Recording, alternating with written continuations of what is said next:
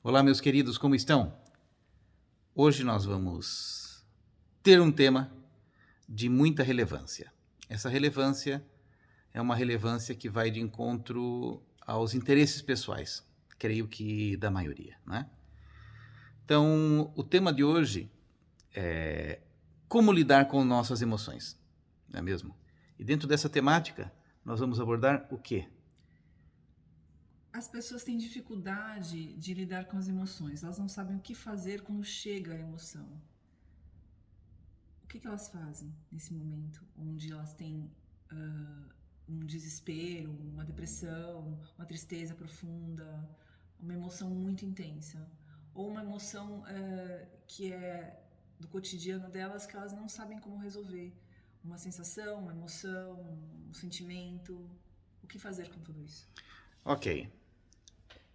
A grande responsabilidade do mundo estar neste caos, e eu vou dizer para você, é muito mais caótico do que se imagina. Você sabe qual é o medicamento mais vendido do mundo? O primeiro lugar de medicamento mais vendido do mundo? Você acha que é medicamento para pressão, para diabetes, para controlar seu coração? Não. É o benzodiazepínico Rivotril. Certo. Ok? Então, este único fato isolado já é o único determinante para nós entendermos que a sociedade já está completamente maluca. Ok? Esse é o primeiro medicamento mais vendido no mundo, benzodiazepínico. Segundo medicamento mais vendido no mundo, você sabe qual é que é? Não. Viagra e seus derivados, Cialis, essas coisas todas. Esta é mais uma demonstração de que tem alguma coisa muito errada. Só que não é pouco errado, é muito errado. Se você que está me ouvindo tiver um pouco de consciência sobre isso e você não estiver anestesiado, porque uma das estratégias da mesma sociedade que criou esse pandemônio é manter você em um estado de anestesia, fazendo você pensar, mas isso é normal mesmo, as pessoas estão ansiosas tomando o Rivotril. Não é normal. Isto já é sinal, indicativo, prova, demonstração de que a humanidade está completamente doente. Então nós temos uma grande máxima que é repetida por muitos filósofos da antiguidade, até os mais contemporâneos, como por exemplo Leonardo Carnal, que Leonardo Carnal, ia falar Leonardo Boff com Leandro Carnal, deu Leonardo Carnal. Com o Leandro Carnal, é que a única forma de você manter-se são em uma humanidade doente é ser louco. É a única forma. Esta pessoa, que é louca pela própria atribuição individual, ela não vai precisar de remédio. Do contrário, você vai precisar de remédio. Mas não querendo fugir ao assunto de hoje, o que nós vamos fazer com essas nossas emoções? Vocês querem uma receita de bolo? Desliguem. Então, okay? Eu não sou uma pessoa que dá receita de bolo, não é? Eu não sou uma pessoa que vai dar receita mágica, tampouco vou lhe fornecer um pó de pirlim-pim-pim para exterminar todas as suas mazelas, mas vamos entender o porquê que isso começou. A causa primária disso tudo é o sistema educacional.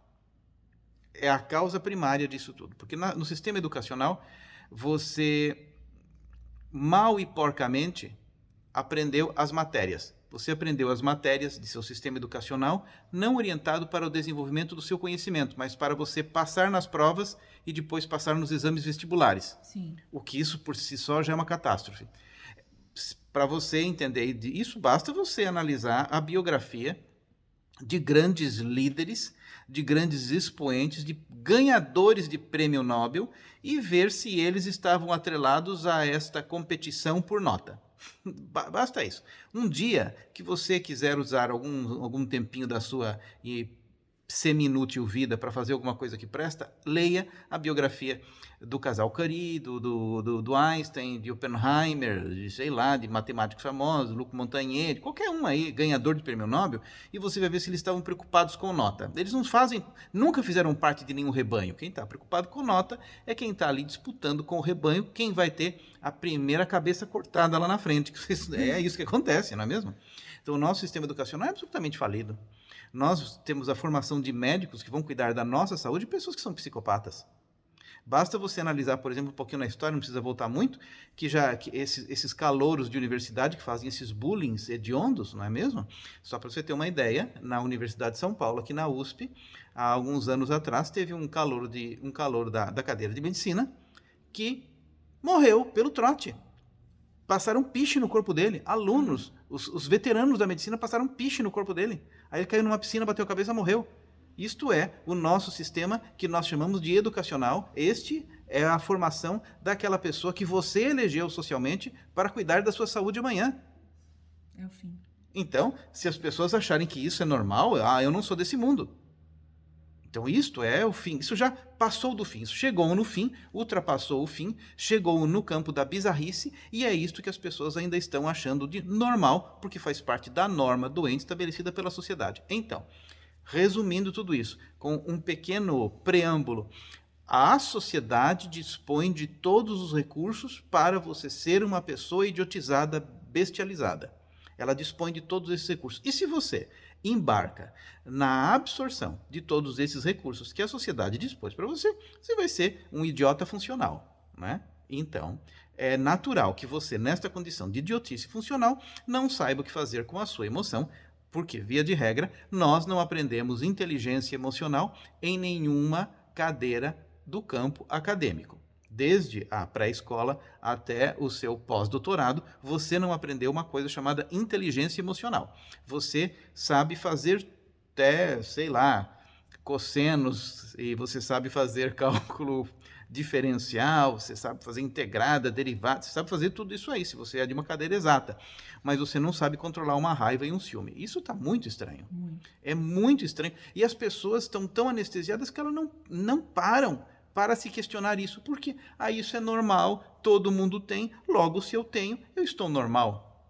Okay? Essa é a primeira furada do raciocínio, porque norma é aquela coisa que transforma você em um ser normal. Regra, você está de acordo com a regra. Se a regra é doença, se você está doente, então você está normal.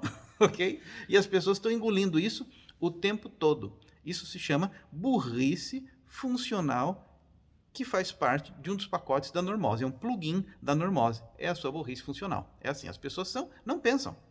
As pessoas não pensam. Mas voltando à sua pergunta. A resposta que eu tenho a dar a partir de agora, ela vai seguir uma historinha zen budista. Nessa historinha zen budista, diz-se o seguinte: caminhavam 2 monges ladeando um longo rio. Meditativos como sempre, observavam a natureza, o canto dos pássaros e a carícia que a brisa fazia por sobre sua pele.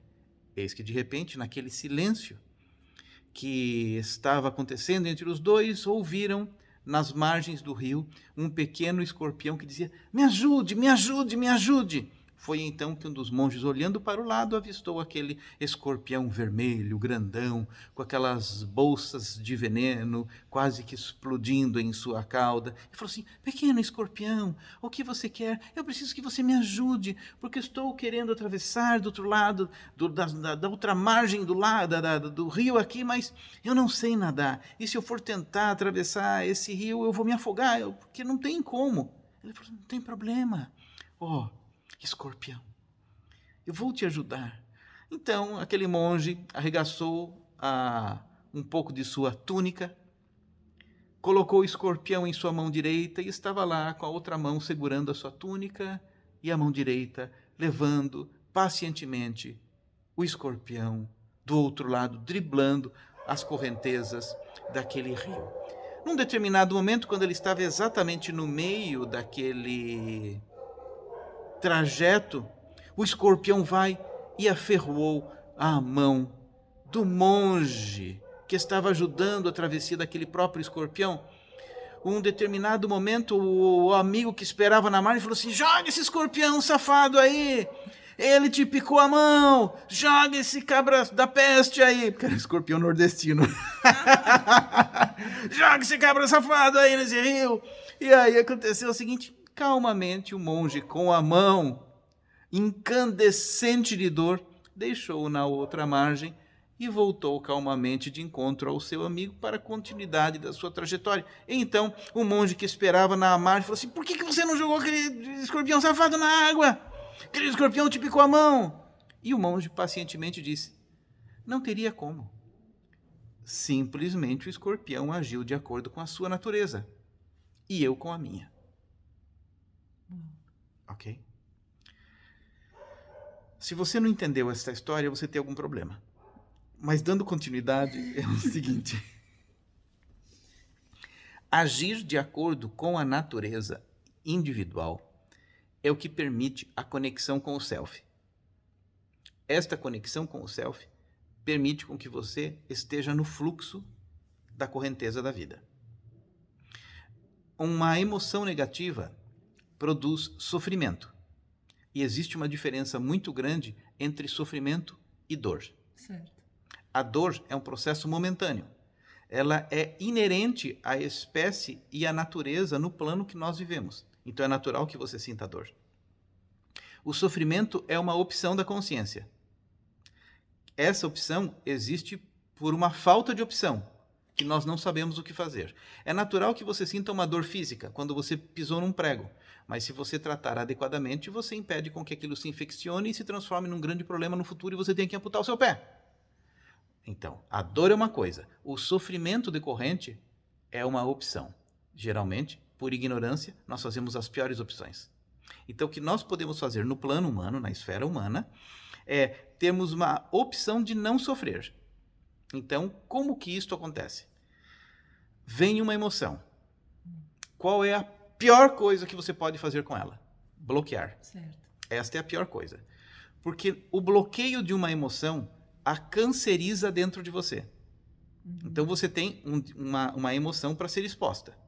Se ela ficar guardada dentro de você, ela gera um câncer, que mais tarde vai se transformar em um outro problema emocional. Ela cria uma metástase, ela vai se espalhar no seu campo psíquico e vai se transformar em um outro problema. Certo. Ok? Vamos supor que eu tenha um problema de raiva com alguém. A pior coisa que você pode fazer é você guardar aquela raiva dentro de você. A raiva existe para você expressá-la. O riso existe para ser expresso. Um sentimento amoroso frente ao outro existe também para ser expresso. Se você, por exemplo, tem um sentimento que você gostaria de expressar, e esse seu sentimento é positivo, é amoroso, e você não expressa, você vai gerar dentro de você, daqui a algum tempo, uma sensação de melancolia, um arrependimento profundo, uma sensação de remorso daquilo que você deveria ter feito e não fez, espalhado em outras vertentes da sua vida, e você não vai saber como lidar com aquilo. Porque você, simplesmente na incapacidade de colocar aquela energia em ação, você a cancerizou e transformou em um tumor psíquico. Certo. E aí, para lidar com aquilo, talvez você precise de medicamento.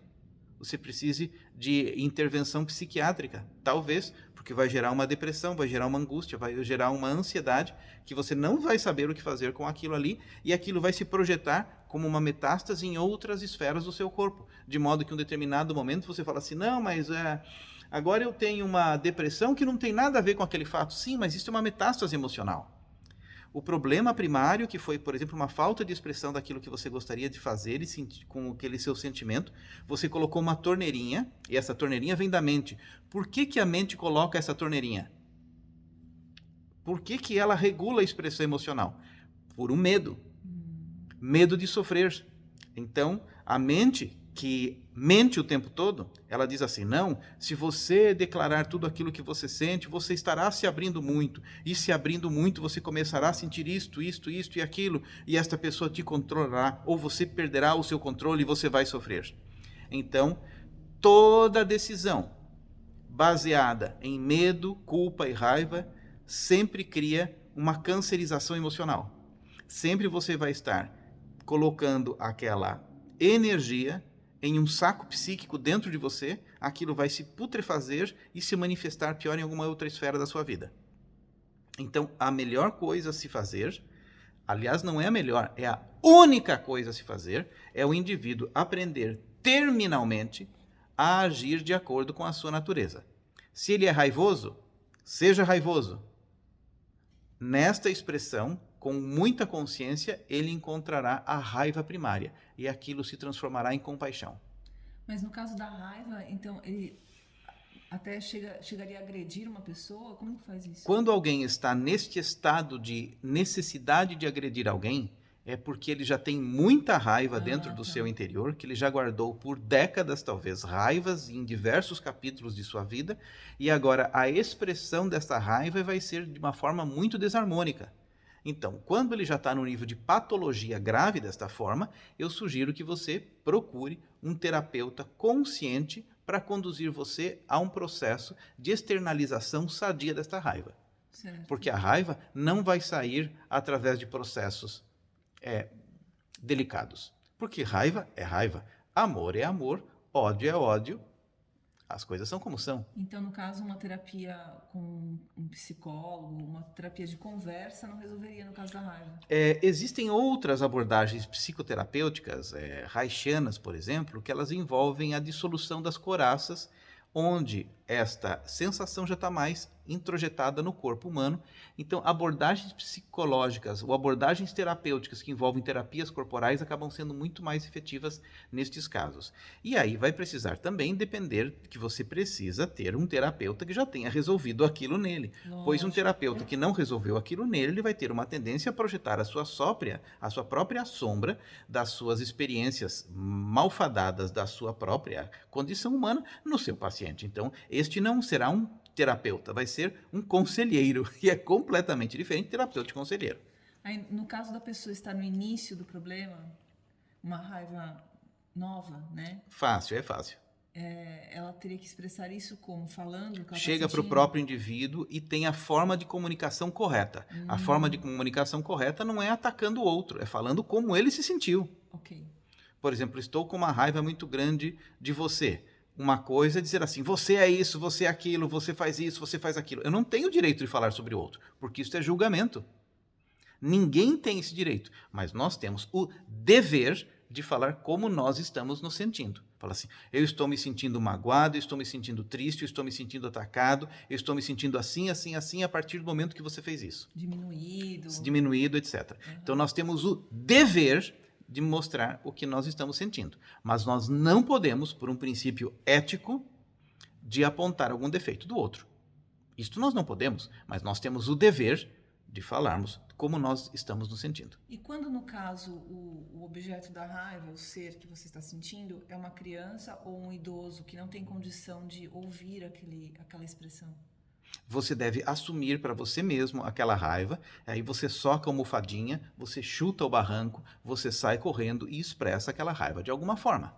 Quando a exposição daquela raiva poderá criar um problema secundário em relação a alguma pessoa, Isso. então você deve encontrar uma outra maneira mecânica até de exportar essa sua raiva. Do contrário, ela canceriza no seu tecido emocional. Você não acha que é interessante conversar com uma outra pessoa sobre o que você está sentindo? Desde que essa pessoa não seja uma pessoa tipo a amigona, porque a amigona vai dar conselhos baseado na sua própria experiência, que muitas vezes é pior do que a sua. Certo. Então você precisa, no caso, confiar em alguém que tem uma superioridade emocional em relação a você, que nas antigas tradições eram os patriarcas ou os matriarcas da sua clã.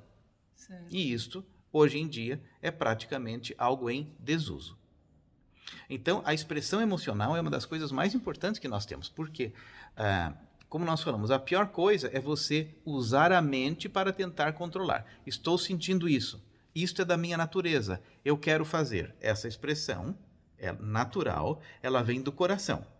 Vindo do coração, ela vem pelo plexo braquial, sistema muscular, e te movimenta a uma ação física ou verbal.